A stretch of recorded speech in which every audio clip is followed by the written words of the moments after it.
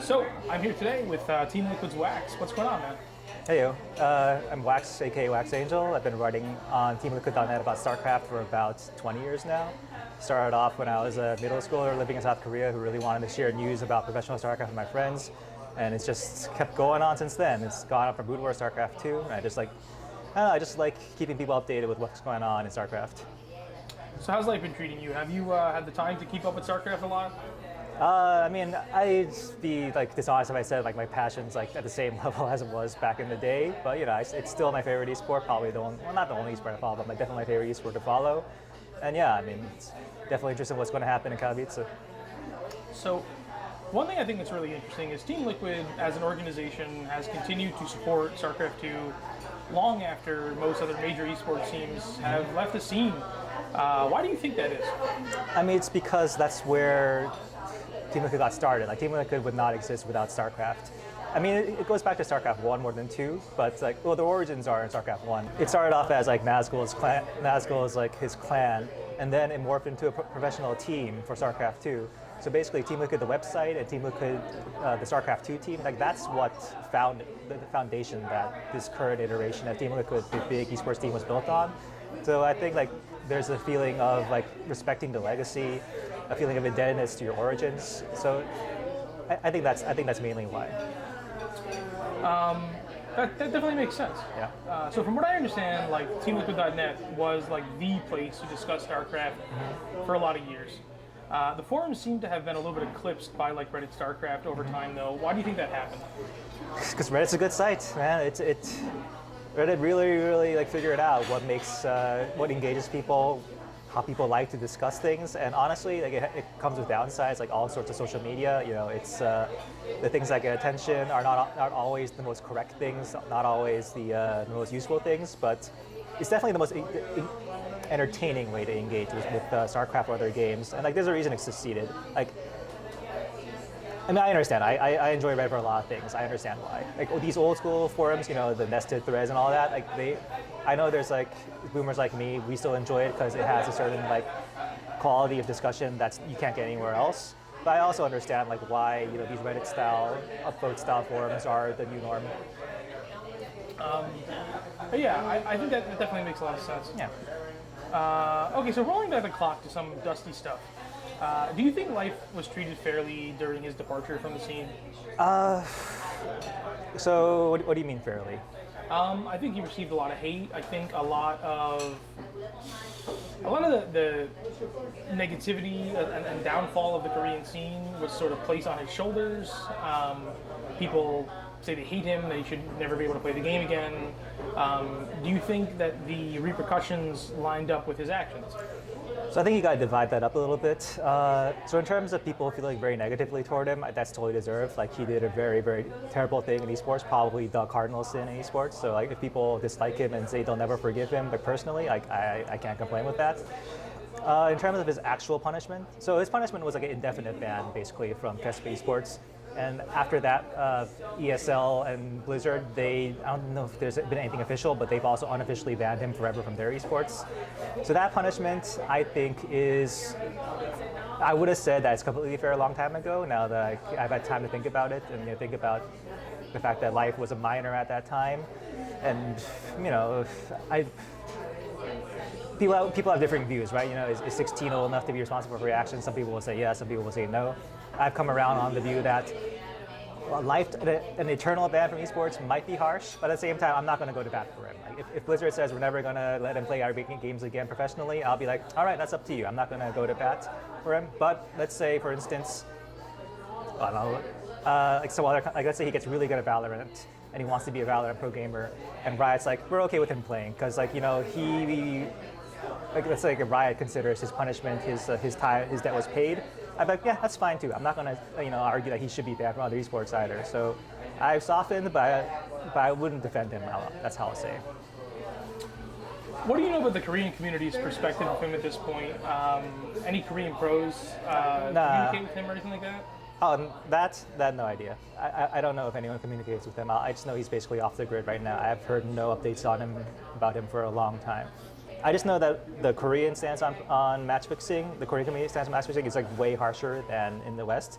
So like one of the major reasons why he'll probably not get forgiven is because like any company that wants to be active in Korean esports, they cannot like, it's just like too much of a PR bullet to ever let life back in Korea.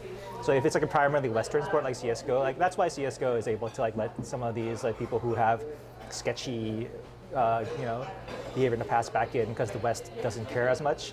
But in Korea, it's still considered like the worst thing you could do. I mean, it is the worst thing you can do in esport, but they think that it's worthy of a lifetime ban. So yeah.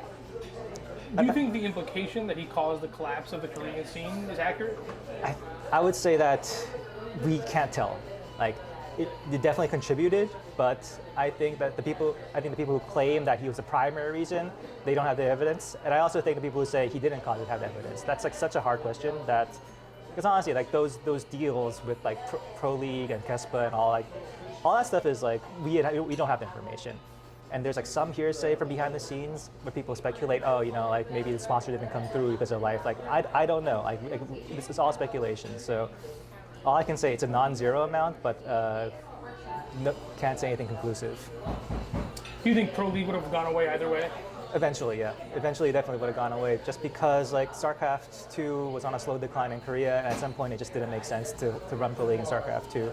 I mean, Kespa was already eyeing like a big transition to League of Legends anyway. I think it's inevitable. So what do you think Blizzard's best decisions or moves were when developing the scene around StarCraft 2? Their best moves? Yeah.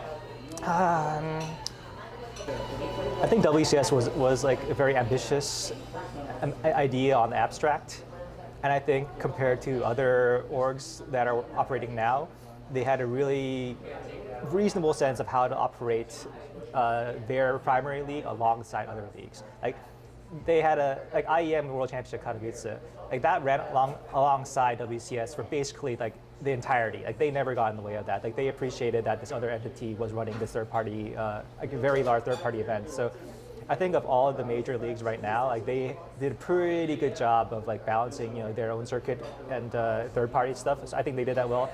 The specific implementation of WCS, there's been a lot of problems, a lot of like complaints. I think they did a reasonable job. Definitely could have been better. But yeah, I would say the best thing they did was make a viable scene where third-party organizers could have their stuff and they could have their stuff too, and where their stuff didn't completely eclipse the third-party stuff. Because there's definitely scenes where they do technically allow third-party stuff, but it's basically on the wayside. I think like the scene Blizzard made was pretty good. Now that's the good stuff. What do you think Blizzard did that was completely wrong and really hurt the scene? So my hot take is that like when people say Blizzard killed StarCraft, like they don't know what they're saying. It's just nonsense. I think primarily whether esport is successful or not depends on whether the game is successful or not. Like there's only so much you can do inside the esport in terms of like systems. Like people say, oh, region lock killed esports, or region lock didn't kill esports. You'll hear people say exactly opposite things about these policies, or they'll say like Blue Lord Investor killed esports. And people make a lot of claims, and maybe some of them are valid, but they're all so minuscule and irrelevant compared to like whether or not the actual game was possible. Sorry, whether the actual game was popular. So I think all the failings of like StarCraft esports is more connected to actually like was the game popular or not? Did they make the right decisions around StarCraft 2, the property, not around the esports? Like honestly, the esports. If the game was more popular, the esport would have been more popular. I don't think there's like any major decisions they could have made in terms of the specific esports policy that would have affected it as much as the game itself. That makes sense. Yeah. What would you tell Frost Giant to keep in mind when building a community around Stormgate? Man, I'm not sure. Like right now, they're very focused on the existing RTS influencers, especially the Blizzard RTS influencers, and I think that's like it's a reasonable approach. They're not a big company. They don't have the marketing budget of like these giants. So trying to go through your influencers and relying on them to like make a lot of like noise for you on the cheap is like probably an effective strategy. But I do wonder like what's the limit of that, right? Because like they have a lot of ambitions for this game. They want to be as big as possible. And at some point I wonder if like a more mainstream approach isn't necessary. So who knows? Yeah, no, it's a good question. I mean, I appreciate what they're doing. Like the fact that they care so much about the StarCraft 2 community and the existing RTS community is very nice as a part of that community. But for their sake, I wonder like if they need a more like mainstream appeal strategy. I agree. I think that there is a limit.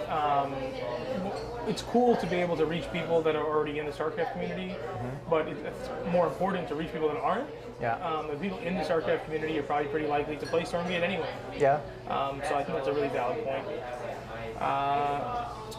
So do you think Stormgate is going to have anywhere near like the splash that StarCraft 2 did in Korea? Or like, what about globally? Man, that's really hard to say because I think like in Korea right now, it's just so hard to. It's hard to predict what's going to take off. Like Korea's like such a weird scene in terms of like what's popular. Like one, Brood War is still popular. Like Brood War was always more popular than StarCraft 2. And if it's more popular than Warcraft 3, it was more popular than any other RTS. So competing against Brood War is just going to be so hard for any RTS. And it's not even going to be, obviously Brood War is like a legendary game. It's an excellent game. It still holds up now. It's a very good game, although it's very difficult. And like, I feel like that's its biggest challenge, this is a Brood War. So that's like, that remains to be seen. Globally, I think it can take off. Like I don't know if it'll be as successful as StarCraft 2, which is like I don't know something like 6 million copies sold. I mean I don't know how you convert that number into it because it's gonna be free to play. But Today's day. right. Like so I don't know if you can like say it'll have that much influence as much, but I think it can be a pretty solid success. Like, and that's also depends on how you measure success, I suppose, right? Like what's that game? Like stuff like Frostpunk. Like it's considered a success because it was made on a tiny indie budget, but in the grand scheme of things, like I don't want to say no one played Frostpunk, but like it wasn't like a gigantic hit, on like the AAA level. Like, it was a very successful indie game, but it wasn't like that kind of huge hit. So it really depends on how you measure success. Yeah, I mean, like they've presented Stormgate as though it's going to be a AAA game, right? Yeah. Like, so I'm expecting AAA numbers. I guess we'll see. Yeah, I think that might. I don't think that'll like matter to a lot of people, but at least like from my point of view, when you say AAA, I'm like, so you're gonna sell 10 million copies? Yeah. That's sort of what I think. Like, is that what you're gonna do? At least with a free-to-play game, hopefully, maybe 10 million users, right? That would be great. Right. So I think I'm pretty. It's tongue-in-cheek. It's just saying, hey, we're gonna give you AAA quality, right? I'm pretty sure that's what they're saying, and their budget's pretty big too. Like, it's not like AAA, like real AAA big, but from the numbers they've disclosed, it's still a pretty big budget. Yeah. So.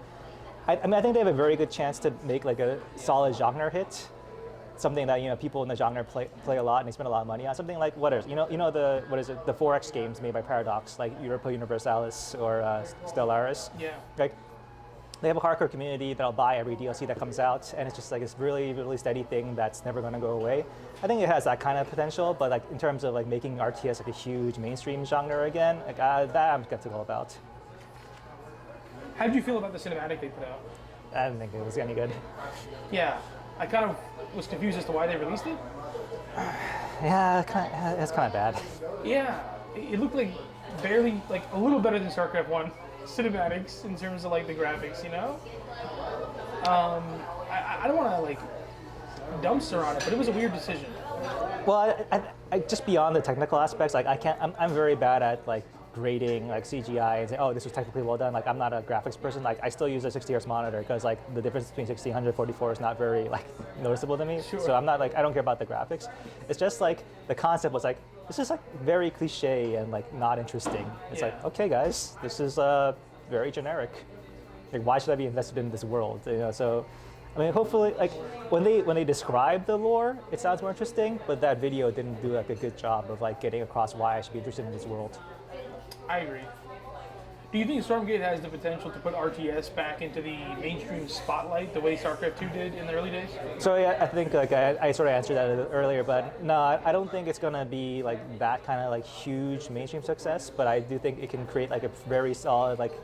Not niche, but like dedicated, medium-sized audience that like plays the hell out of it and will like consume all the DLC and consume all the content. I think there's a good chance of that, because co-op, StarCraft 2 co-op's really good, and from what I can tell, like they say they're going to focus on everything, but I do feel like what's going to happen is that co-op's going to be the most successful, and they're going to put a lot of investment into co-op, and they're going to just keep supporting this co-op mode, a very good co-op mode for a long time, and I think that's going to have like a very loyal. Solid size audience. Do you think Blizzard has the ability to get the love and respect of the community back? Yeah, I mean, it's just make a good game. But the thing is that like I don't know enough about like game development and their hiring practices to know if they can make a good game again. The thing is that apparently like I think they can because like I don't play WoW, but I read Twitter, I read social media, and people say the new WoW expansion is really good. And people say, oh, this is like so they're still clearly capable of making good games. So I think that if they, despite all of the terrible stuff that's going on, like bad workplace culture, bad mistreatment of employees, if they make good games, people forgive everything. So I think as long if they can make good games, then everything's possible. Do you still have like contacts with Blizzard? I know a lot of StarCraft people did. Is that still a thing for you? Nah, they're all at like they're all at Stormgate. Frost Chan now. Like, basically, everyone I knew was on StarCraft, and they're all at Frost Chan now. That makes sense. So Katowice, are you going to Poland? No, I'm gonna watch from home. I've been to Katowice a bunch of times, and like I would love to go, but at the same time, I don't know if this is controversial, but I feel like for a lot of like sports and esports, watching from home is a lot more convenient. I do love the 2 monitors and a laptop setup where you can watch all the streams. I really enjoy that. I remember like back in the old days, back when TL had an office we briefly had an office in Queens, and then it changed. But I remember watching like an Aces Frog. I think it was called Assembly back then, and we just open up like 8 streams on all the monitors and just be watching. Like I like that kind of experience. Yeah, no, that definitely makes sense. You can keep up with everything. Yeah, it's just like you're just watching all 3 streams, kind of like half at a time, and then you're on Twitter and you're posting. That's I don't want to do only that, and but I feel like you know what, I'll go like a couple of live events a year. That's nice, but I think my primary experience is just like at home, to be honest. Who's your favorite going into Katowice? I'm still thinking about that. Like I have to write a power rank. I have to put out a power rank for TL. I don't know. It'll be out by now when you see this video. Maybe it will be. Just check out TL.net. So I'm debating it, and I think I'm probably gonna land on Startale, to be honest. But I could, if I think about it a little bit, I might reach Maru or Hero even, depending on how it goes. Hero looks hot. He does. That's the thing. It's like I'll say this. This is like the closest Katowice has been in like 5 years. I want to say 4 years. I don't know. It has. Like StarCraft 2 hasn't been this competitive at the top in like a long time. Like I haven't done like I could probably do a deep dive, just go and like look at every year's World Championship and try to think how many real contenders are there at this BlizzCon and try to count them by hand. And I think like I could probably go back to like 2014 or 2015 until I get back to like a BlizzCon or the IEM where there were this many real competitors. I don't mean like lip service competitors, like real competitors who I think could like actually win. Like I think you got to go back to like 2014, right, or 2015, where it's like MMA Life, SOS, Teja, Innovation, was just there. Like I think you got to go with like 2015, where you actually have like 8 legit people who you would think could win, and that's how it is at this tournament. There's like 8 guys who I think. Especially MMA, I don't think anybody thought was competitive at that event, and he just showed up and he was. Yeah, maybe that's you know what, maybe that's. He was though. Yeah, but I'm thinking that maybe that's hindsight. That is a little bit of hindsight bias. Yeah, it's true. Yeah, you're right about that. So. But yeah, I think like right now, like before the tournament, I legitimately see like 8 people who could win it, and then there's like maybe like up to 10 to 11, like if they're super lucky competitors, like. T-Bull. Of course. So who's your dark horse? So I think that's the funny thing, right? I might call them a dark horse, but someone else might say, why are they a dark horse? They're actually like in the running. It's like, so by now, like you can't call Bunny a dark horse, can you? You can't. Like he's like just legitimately in the running, right? Yeah. Like, Bunny's not a dark horse anymore. He's like a bona fide contender. So, dark horse. I'm gonna go with. Like I can't even say Bjorn, right? Can I say Bjorn? Bjorn hasn't had any really significant results since he came back yet. But I think a lot of people would say that like he's playing at that level. Yeah. Right. But I think Bjorn's like an easy answer. Like if I say Bjorn.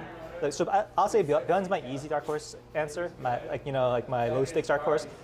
Maybe Zone.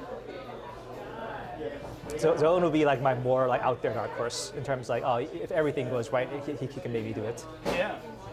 So Mars has never been able to capture a global final. Yeah. Do you think this could be the year, hot on the heels of the G5L? I mean, he's always had the skill, man. He's been like a top contender at this event for like 4 years running, and just it always goes. I don't even want to say it goes poorly because he's reached the top 4, and like you don't say like a top 4 player is like done poorly, right? But by his standards, it's poor, which is funny to say. I don't know, man. It's so weird. It's so weird why he does bad at these events. It's like that BlizzCon, like, was it 2018, 2017? I forgot, the one where he got supply blocked on like 23 against SOS. It's like, how the fuck did he make that mistake, Maru, on like in a world championship tournament? And that kind of shit keeps happening to him at these events. So I'm not really sure. Like rationally, I think he should be able to win, but something about his history of like underperforming makes me worried. Yeah, and my last question was really just regarding the guys who are coming back from the military, right? Hero and Beyond. But we already kind of covered them as legitimate contenders. Yeah. So I think that's about it. Thanks so much for coming out, man. It was a blast. All right, no problem. Any final words? Man, I can't even say I'll show you good games. Hey, hey, cheer for TL, and we'll show you good game recaps. I don't know. They're okay. I'm not sure they're good.